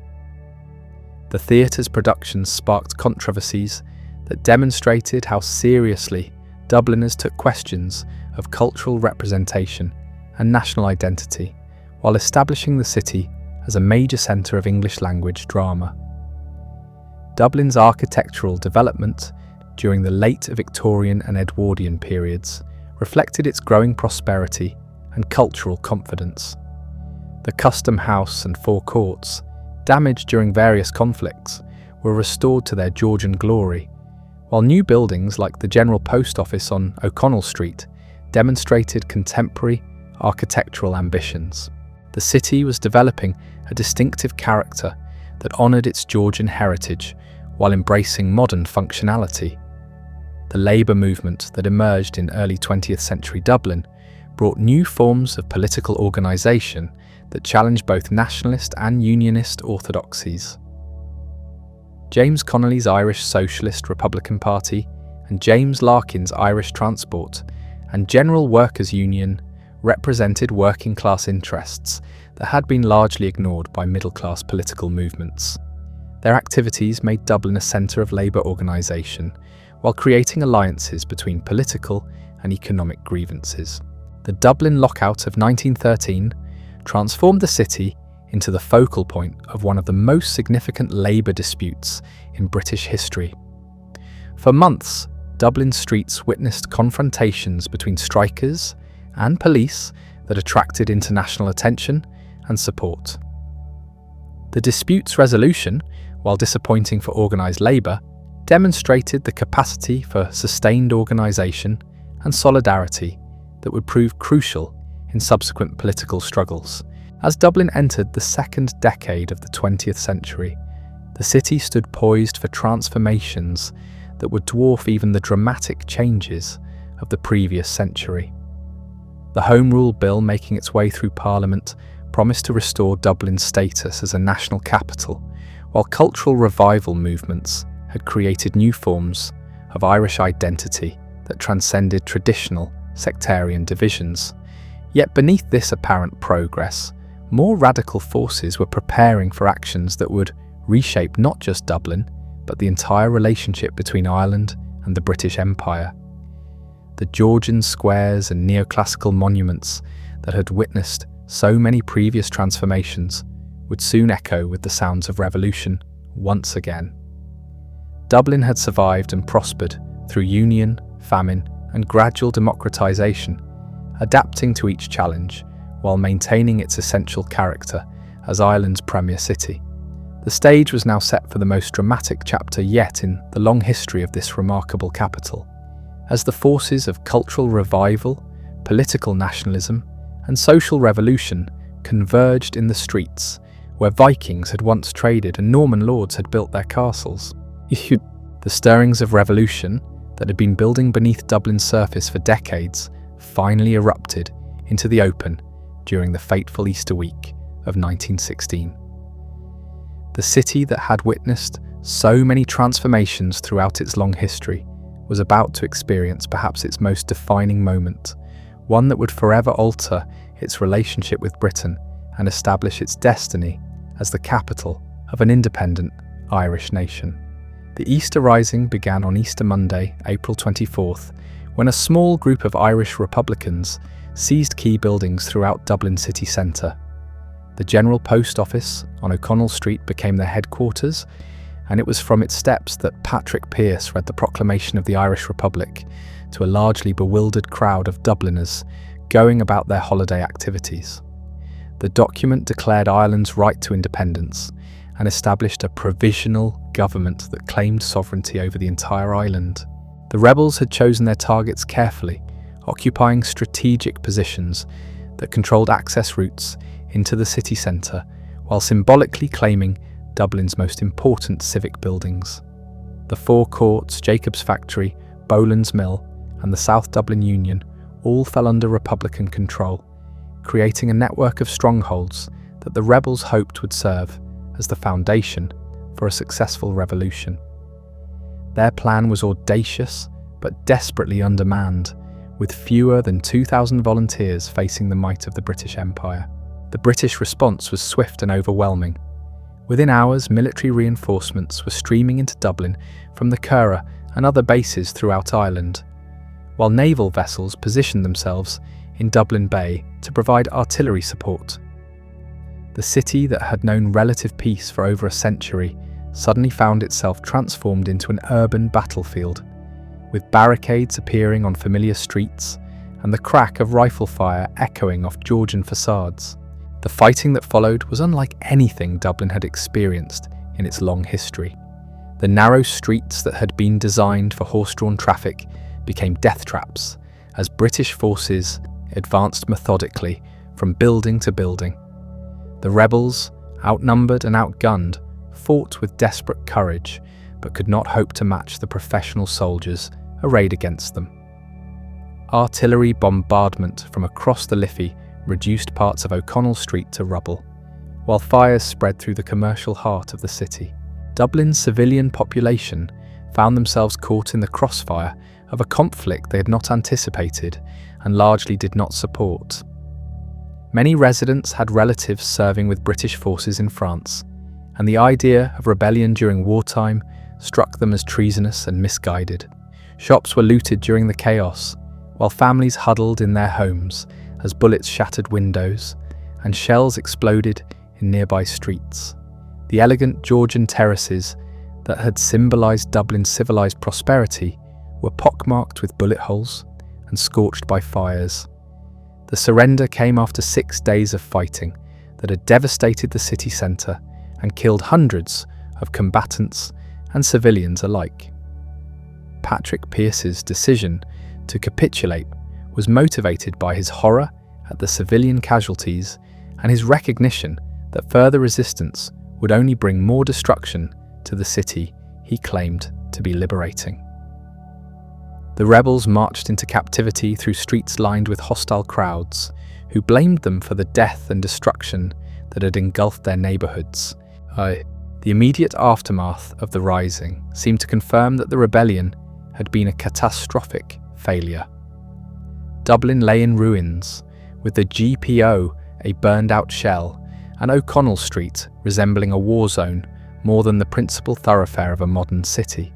The rebels were imprisoned or executed, their political organisations banned, and their supporters driven underground. British authority appeared stronger than ever, while public opinion seemed firmly opposed to Republican extremism. However, the executions of the rising leaders began to transform public perception in ways that the British authorities had not anticipated. The shooting of Patrick Pearse, James Connolly, and 14 other rebels in Kilmainham jail created martyrs whose deaths gave meaning to their failed revolt. Dublin's newspapers, initially hostile to the rebellion, began printing more sympathetic accounts as details of the executions became known. The men who had been condemned as traitors were gradually reinterpreted as patriots who had died for Irish freedom. The transformation was particularly dramatic in working-class Dublin, where James Connolly's execution, despite his severe wounds, generated enormous sympathy. The Labour leader who had linked social and national liberation in his writings became a symbol of sacrifice that resonated throughout Dublin's tenements and factories. His death helped bridge the gap between nationalist and socialist politics, creating new coalitions that would prove crucial in the years ahead. The conscription crisis of 1918 completed Dublin's conversion to Republican sentiment. When the British government attempted to extend military service to Ireland, Dublin erupted in protests that dwarfed anything seen during the Rising itself. The Catholic Church, which had condemned the 1916 rebellion, now openly opposed conscription, while Dublin Corporation passed resolutions declaring the measure an act of oppression. The city that had been largely hostile to Republican extremism now embraced resistance to British rule. Sinn Féin's electoral triumph in 1918 reflected this dramatic shift in Dublin opinion. The party that had been marginal before the Rising now swept the city's constituencies, electing candidates who pledged to abstain from Westminster and establish an independent Irish Parliament. Dublin's voters had decisively rejected constitutional nationalism in favour of Republican separatism, setting the stage for the conflicts that would dominate the following decade. The establishment of Dáil Éireann in the Mansion House in January 1919 marked Dublin's restoration as the capital of an independent Irish state, even if that independence remained contested and incomplete. The assembled deputies representing constituencies throughout Ireland proclaimed their allegiance to the Irish Republic and began establishing the institutions of government. Dublin once again hosted a national parliament, though one that existed in defiance of British law and operated under constant threat of suppression. The War of Independence that erupted in 1919 transformed Dublin into the nerve centre of a guerrilla campaign that would ultimately force Britain to negotiate Irish independence. Michael Collins and his intelligence network, operating from offices scattered throughout the city, demonstrated that revolutionary organisation could be more effective than conventional military force. The city's civil servants, police officers, and postal workers who provided information to the rebels made Dublin itself a weapon in the struggle for independence. The conflict brought unprecedented violence to Dublin streets as British forces attempted to suppress the Republican campaign through intimidation and reprisal. The arrival of the Black and Tans and auxiliaries in 1920 escalated the brutality to levels that shocked international opinion. These irregular forces, recruited from British ex-servicemen and given wide latitude in their operations, conducted raids and reprisals that terrorised Dublin's civilian population while failing to crush Republican resistance. Bloody Sunday, November 21st, 1920, represented the conflict's most dramatic day, when Collins's assassination squad eliminated British intelligence agents throughout Dublin in a coordinated morning operation. The afternoon's reprisal, shooting of spectators at a Gaelic football match in Croke Park, demonstrated the brutal logic of guerrilla warfare, where civilians became targets and propaganda victories mattered as much as military success. Dublin had become a city where normal life was impossible and violence could erupt without warning. The burning of the Custom House in May 1921 marked both the height and the beginning of the end of the military campaign. The operation, which destroyed irreplaceable government records while providing spectacular propaganda footage, demonstrated Republican capability while also revealing the limitations of guerrilla tactics against determined occupation forces. The heavy casualties suffered by the attackers convinced Republican leaders that military victory was impossible without political negotiation. The Anglo-Irish Treaty negotiations of 1921 restored Dublin's importance as a centre of international diplomacy. The city that had been under virtual martial law suddenly found itself hosting discussions that would determine Ireland's constitutional future. The treaty's terms, which granted Ireland dominion status within the British Empire, while partitioning the island, created divisions that would soon plunge Dublin into civil war. The treaty debates in the Mansion House during late 1921 and early 1922 revealed the depth of Republican disagreement about the acceptable terms for Irish independence. The same chamber that had proclaimed the Irish Republic now witnessed passionate arguments about whether Dominion status represented betrayal or pragmatic achievement. Dublin citizens watched these debates with growing anxiety, recognising that their city would likely become the principal battlefield if political disagreement led to renewed violence. The outbreak of civil war in June 1922 brought fighting back to Dublin streets, just as the city was beginning to recover from the War of Independence. The attack on the Four Courts by National Army forces marked the beginning of a conflict that would prove even more bitter and destructive than the struggle against Britain. Brother fought brother in streets that had already witnessed too much violence, while Dublin's population endured another period of uncertainty and fear. The Civil War's Dublin phase ended quickly with the surrender of Republican forces in the city, but the political divisions it revealed would influence Irish politics for generations.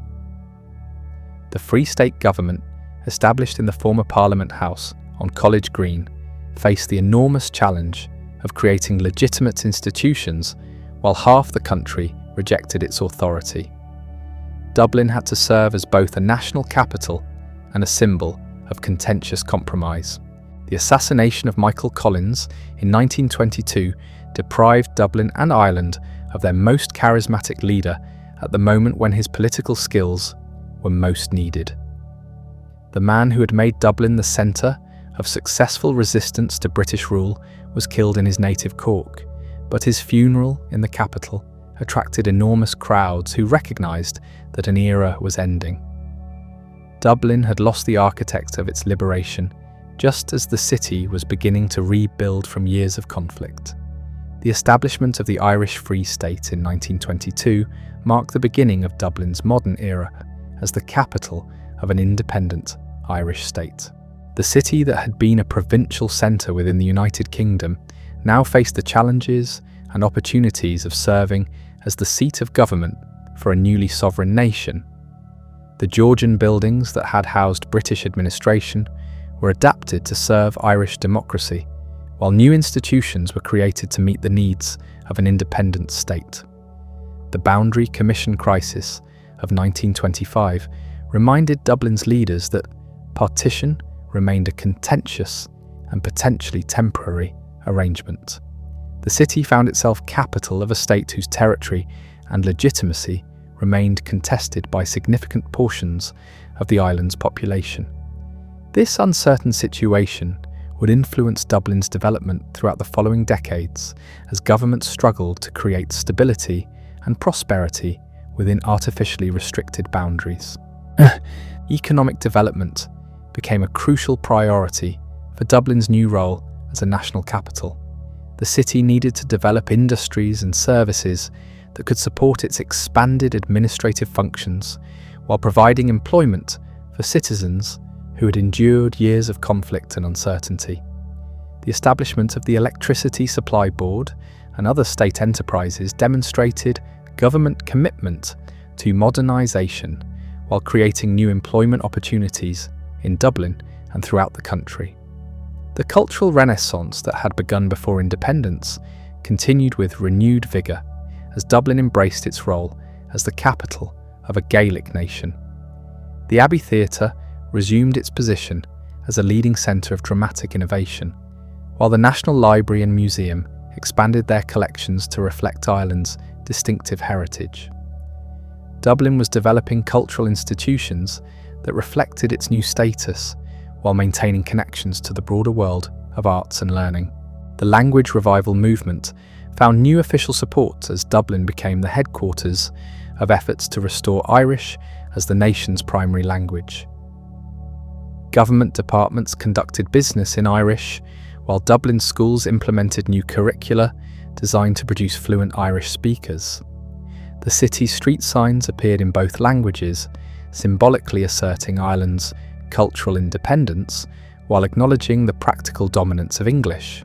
Religious architecture reflected Dublin's changing status as the capital of an overwhelmingly Catholic nation.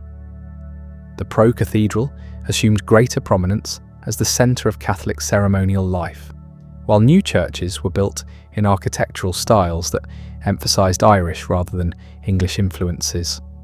The city's religious landscape evolved to reflect its new political reality while maintaining the diversity that had always characterised Dublin's spiritual life.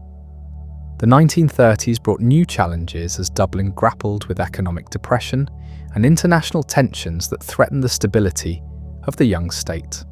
Eamon de Valera's return to power in 1932 launched a new phase of nation-building that emphasised cultural authenticity and economic self-sufficiency.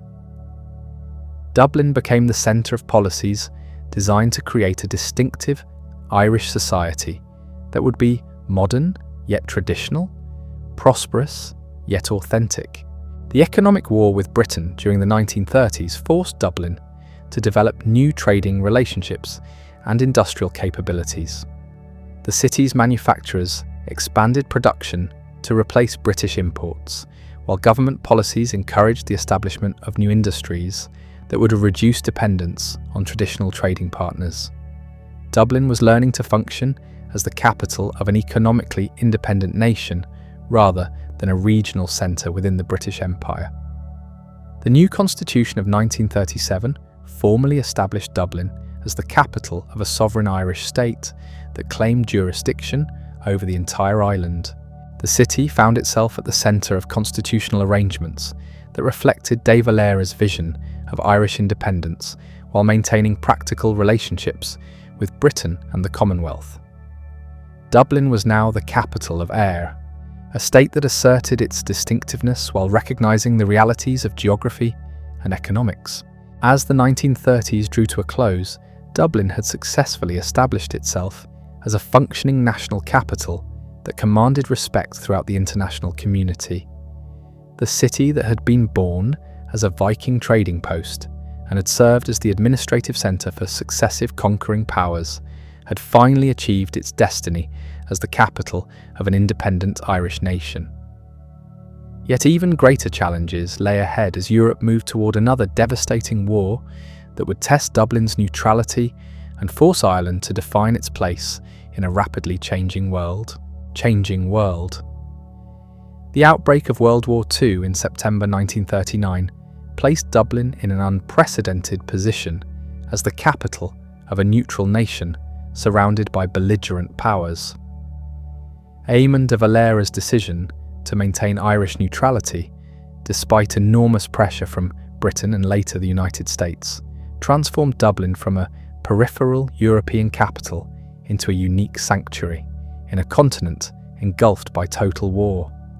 The city found itself hosting diplomats, refugees and intelligence operatives from all sides while struggling to maintain the delicate balance required for successful neutrality. Dublin's wartime experience was unlike that of any other European capital. While London endured the Blitz and Paris fell under occupation, Dublin's residents experienced rationing, blackouts, and economic hardship without the immediate terror of aerial bombardment or foreign occupation. The city's cinemas continued operating, its theatres remained open, and its universities maintained their academic schedules even as the world beyond Ireland's borders descended into unprecedented destruction. This normalcy amid global chaos created a surreal atmosphere that left lasting impressions on all who experienced it.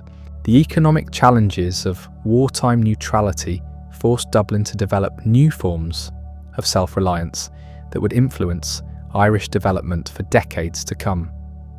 The emergency, as the war was officially known in Ireland, brought severe shortages of fuel, food, and manufactured goods that had previously been imported from Britain. Dublin's residents learned to cope with rationing systems that limited everything from tea and sugar to petrol and clothing, while the city's manufacturers struggled to maintain production with limited raw materials and obsolete equipment. Coal shortages forced many Dublin families to burn turf in their fireplaces, filling the city's Georgian terraces with a distinctive aroma of burning peat that had once been confined to rural areas.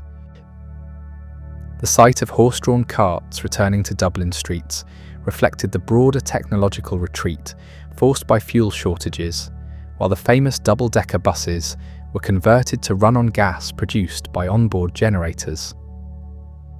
These adaptations gave wartime Dublin a peculiar character that blended modern urban life with practices that seemed to belong to an earlier century. The blackout regulations imposed throughout the emergency transformed Dublin's nighttime character in ways that residents found both frightening and oddly romantic. The city that had been illuminated by gas and electric lighting for generations now disappeared into darkness each evening, with only the faintest glimmers escaping from heavily curtained windows. Phoenix Park became a vast black void at the city's heart, while the Liffey flowed invisibly between darkened quays, where no ship's lights were permitted to betray Ireland's neutral status to potential attackers. Despite these hardships, Dublin's cultural life flourished during the emergency years in ways that surprised both residents and foreign observers. The Gate Theatre and Abbey Theatre continued producing plays that attracted audiences eager for entertainment and distraction from wartime anxieties. The city's literary scene remained vibrant, with writers like Flann O'Brien and Patrick Kavanagh producing works that would later be recognised as masterpieces of Irish literature. Dublin's pubs became centres of political discussion and cultural debate, as residents gathered to share rumours, analyse international developments, and speculate about Ireland's post-war future. The presence of foreign diplomats and intelligence operatives gave wartime Dublin an international atmosphere that contrasted sharply with its isolation from global commerce and communications.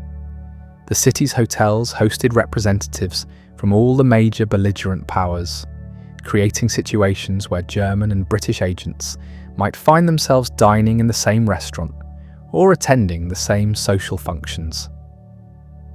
This diplomatic complexity required careful management by Irish authorities, who were determined to avoid any incidents that might compromise their neutrality. Dublin's Jewish community, though small, found itself in a particularly complex position during the emergency years.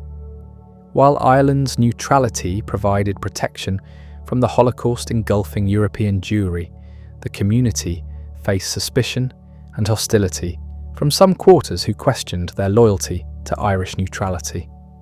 The synagogue on Adelaide Road became a gathering point for refugees who had managed to escape Nazi persecution, while Jewish businesses throughout Dublin struggled with the same wartime restrictions that affected all residents. The bombing of the North Strand in May 1941 brought the reality of modern warfare directly to Dublin's doorstep. The German air raid, apparently carried out in error during an attack on Belfast, killed 28 civilians and destroyed numerous homes in one of Dublin's working-class neighbourhoods. The incident demonstrated Ireland's vulnerability despite its neutral status, while also revealing the solidarity and resilience of Dublin's communities when faced with unexpected tragedy. Emergency legislation passed during the war years expanded government powers in ways that would have been unthinkable during peacetime.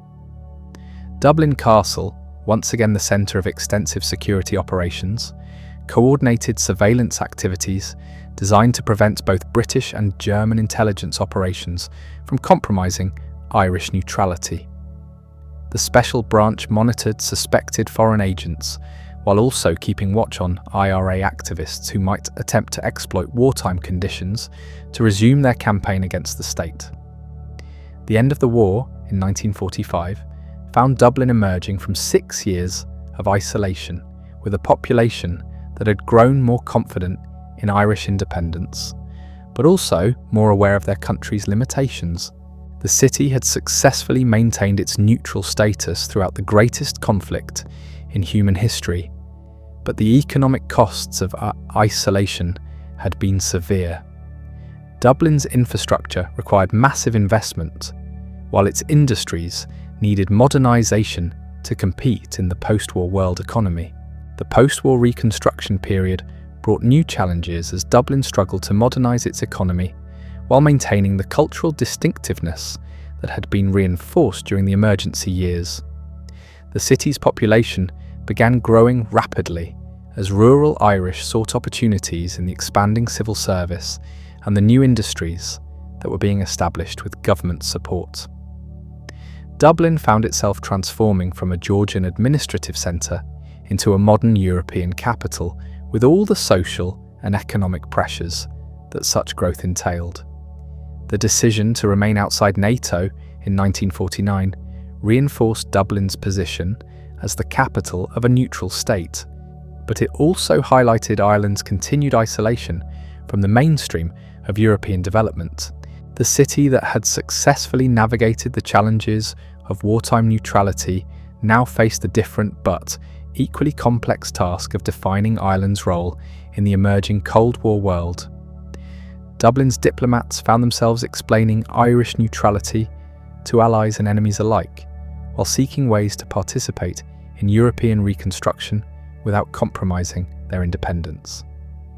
The 1950s brought economic stagnation that tested Dublin's resilience in new ways.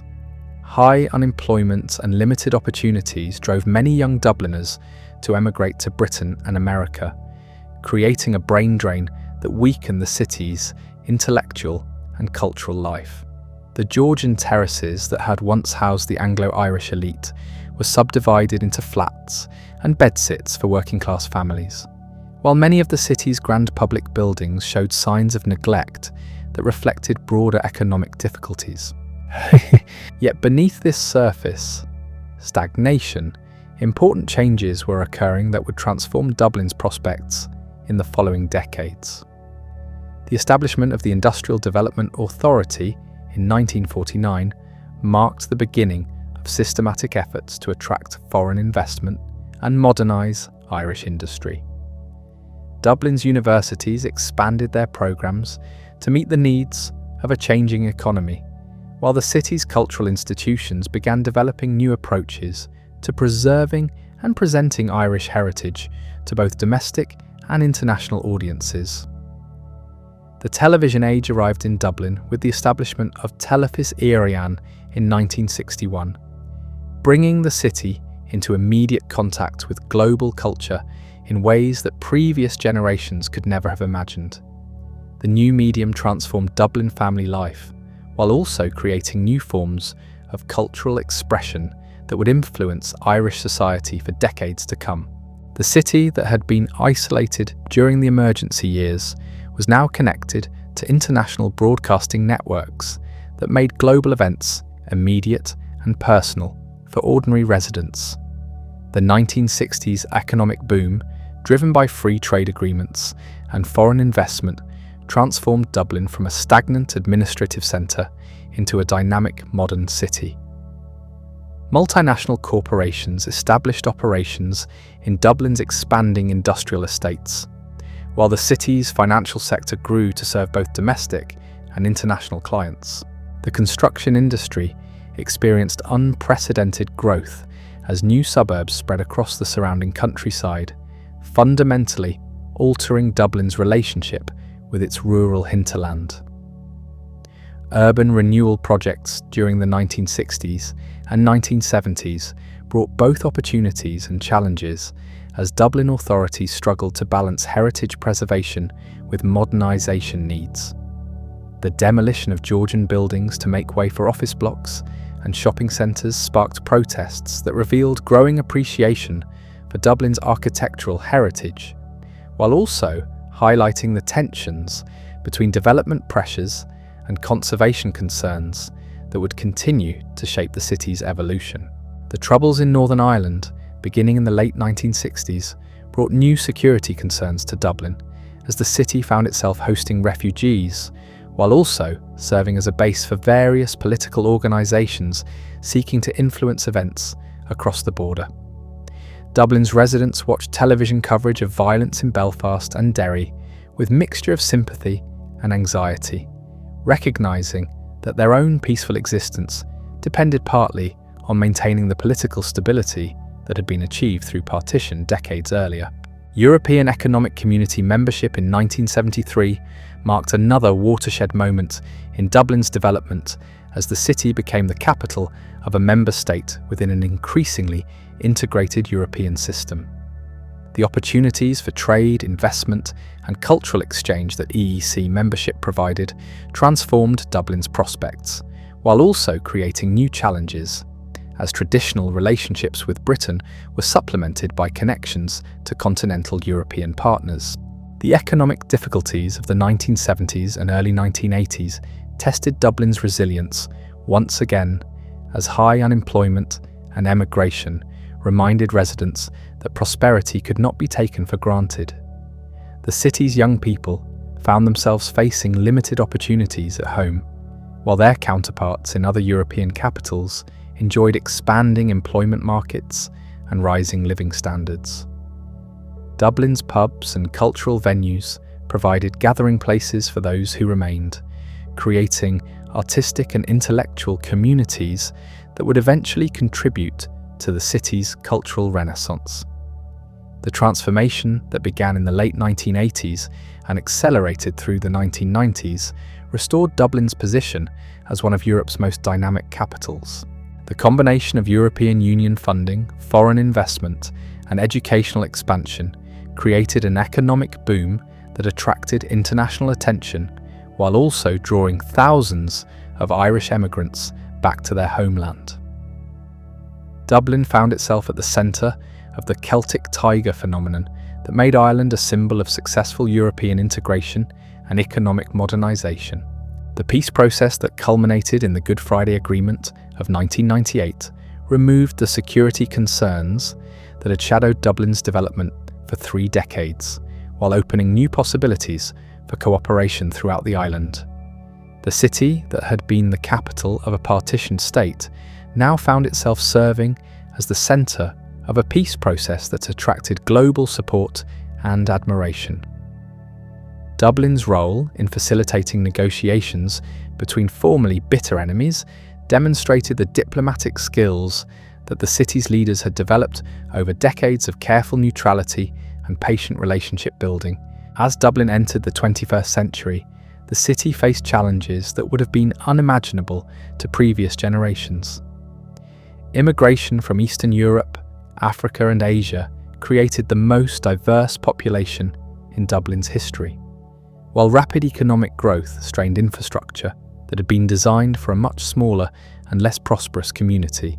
The Celtic Tiger boom brought prosperity that allowed massive investment in transportation, education, and cultural facilities, but it also created social problems and housing costs that threatened to exclude many long-time residents from the city they had called home for generations.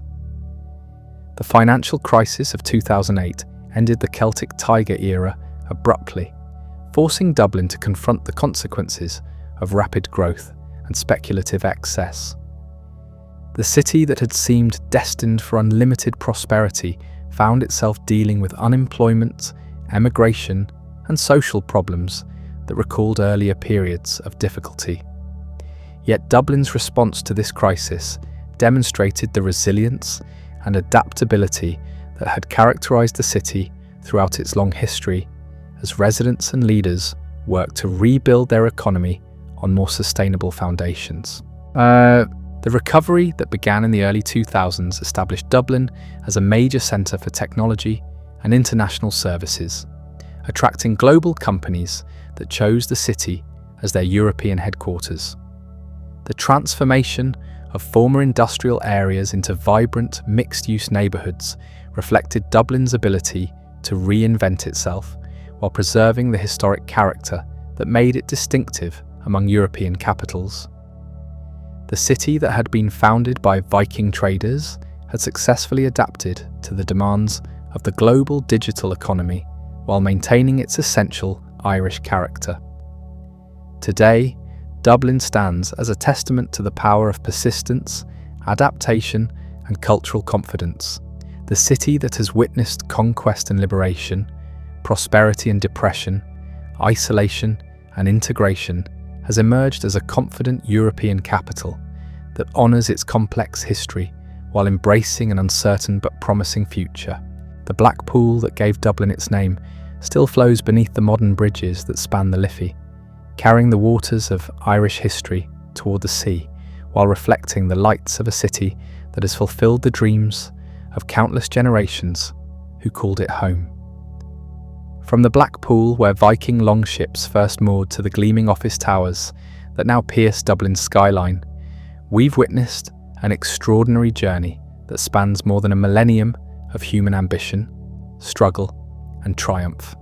This remarkable city has been shaped by Norse warriors and Norman knights, by Georgian architects and revolutionary poets, by famine refugees and Celtic tiger entrepreneurs. Each wave of change has left its mark on Dublin's character, creating the layered metropolis we know today. What strikes me most about Dublin's story is its incredible resilience. Time and again, this city has faced existential threats that would have destroyed lesser places. Viking raids, Norman conquest, plague, rebellion, civil war, economic collapse. Dublin has survived them all, emerging each time with renewed strength and purpose. The Georgian terraces still grace the city centre. The medieval cathedrals continue to welcome worshippers, and the Liffey flows, as it has for centuries, connecting Dublin's past to its present. Perhaps Dublin's greatest achievement lies not in any single monument or moment, but in its ability to remain essentially Irish while embracing the wider world. This is a city that has never lost sight of its roots, even as it has grown into a global capital. The pub conversations, the literary traditions, the fierce independence that have defined Dublin for generations continue to thrive alongside multinational corporations and international institutions. As we stand on the threshold of Dublin's next chapter, we can be certain that this extraordinary city will continue to evolve and adapt while honouring the courage and creativity of all those who came before. Dublin's story is far from finished, and that's perhaps the most exciting thing of all.